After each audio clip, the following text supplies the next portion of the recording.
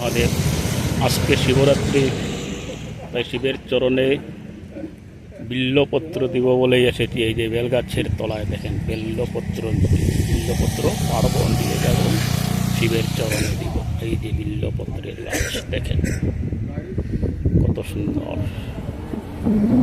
আজ শিবরাত্রি, শিবের চরণে বিল্লপত্র জল দিব বলেই এসেছি। বিল্লপত্র গাছের তলায় পাড়ব, বিল্লপত্র নিয়ে যাব শিব মন্দিরে। হর হর মহাদেব।